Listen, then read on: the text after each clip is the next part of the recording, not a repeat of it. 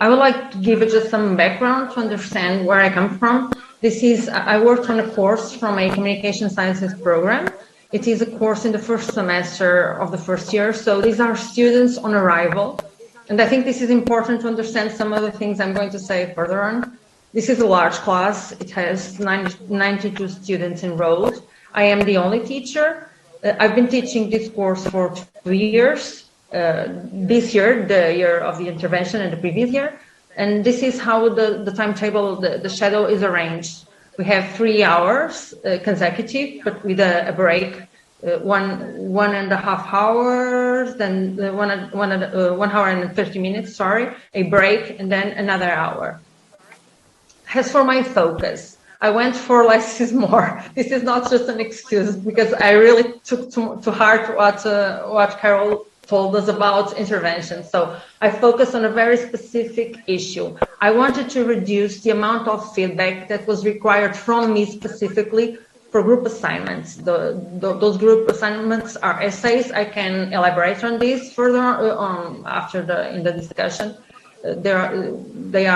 We arranged for 3 students to make an essay. A group only has 3 students.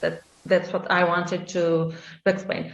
This is not because, honestly, I do want to give feedback, but I was feeling that too much was required of me. So I wanted to implement some peer feedback.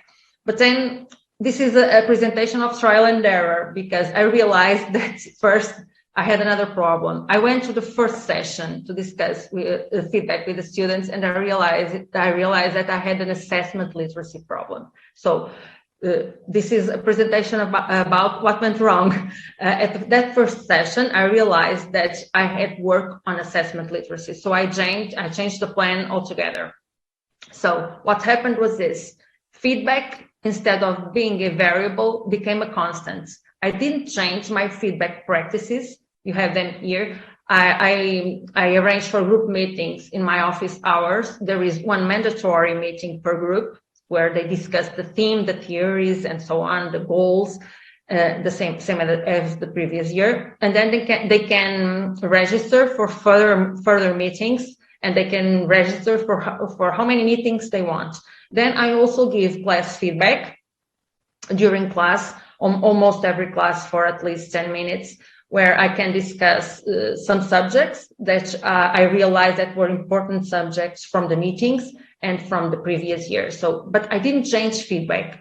I went for assessment literacy. So I kept doing some of the things that I was doing, but made some changes. I highlighted here in bold the changes. Like I used to do, I discussed with the students the evaluation criteria and instructions for the essay. I did it in the first week, but then I resumed this conversation in the 5th week, and I didn't used to do that. Then I had more discussion. Of course, I have always discussed criteria with the students, but this time I discussed words and the meaning of words. What does critical mean? What does it mean to be critical? And with examples and so on. And then I discussed the meaning of the words equity, agency, and transparency when it comes to assessment. And it was actually a very good discussion. Then when it comes to what good means, I kept doing some of the things, like I said, I used to do before. So in one of the sessions, I explained how to cite, how to reference, how to create a report around a report structure and so on. But then I decided to give examples of essays from the previous year, not the essay, the complete report, but the themes and theories that were selected by the groups from the previous year. Then this was different, also the essays. But then I kept on doing some of the things, like I said, that I did the previous year. And I also had a session to talk about group communication and group work, ways of dividing work, for instance, how to communicate in a group, and that is theory-based.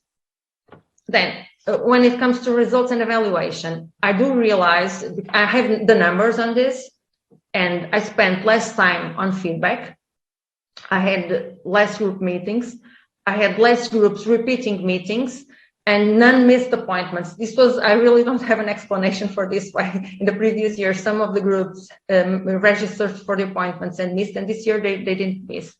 Overall, I have better grades. That was not the goal, actually, and I think this needs further analysis because, for instance, the mode went from 15 to 16, and in the range of 17 to 19, I have more groups in that range, but then I have an 11. So I really need to look better at the grades. And then I required some voluntary meetings with some selected groups, the groups that had the higher marks and the lower marks. And I had long meetings with them, and I gathered some of their suggestions for improvement and practices to keep. And I really tried to understand what was more difficult for them to understand, for instance, when it comes to criteria, and what was easier. So what would I like to discuss with you? I really underestimated the impact of the arrival condition. I do believe that I have been underestimating it because I hadn't taught for students on arrival for a couple of years. So I think that condition is much more relevant than I anticipated. For instance, when it comes to citation and reference norms, it's something that it's really difficult for them to understand. I explain it in class, but they ask me for exercises to exercise it, with practical exercises in class. For instance, they reported that they have some difficulties, for instance, on knowing how to study because they studied differently before. They have manuals, and now it's very different. How to manage time with so many courses and so many essays and so many deadlines. Then, for instance, how to structure a report. I teach them how to do that, but they ask me for a template. And here I have doubts. I would like to discuss this with you. And then there was something that was surprising. They think that there could be too much freedom because, of course, I have deadlines and I have instructions, but I give them some margin of freedom for them, for instance, to decide when they are going to have the first meeting with me. Some of them told me that it would be good if I would set a deadline for that first meeting. So it is true. I think that this has to do with the fact that they are students on arrival and not on completion. Then I struggle very, very much with this next item, the balance between providing orientation tools and fostering autonomy, because I could provide them a template, but is this a good practice? Doesn't this hinder autonomy also? So I really would like to hear your thoughts on this. Then the pros and cons for showing what good means. I could show them a full report, but I'm afraid this would hinder creativity. Of course, I know that they can get the essays from the previous year. They can ask them to their colleagues, but it's different from when I am showing an example. And I really am afraid that because I realized this year that there was less diversity between the essays that were presented. And I don't know if that is my fault because I decided to show them examples. And then this last item, the balance between feedback in class or in office hours. Because what I realized is that, of course, the office hours are important, but feedback in class is sharing information. So maybe for next year, which is what I want to do, start working with feedback, maybe I should bet on feedback in class. Well, thank you so much. I hope I didn't take too much time.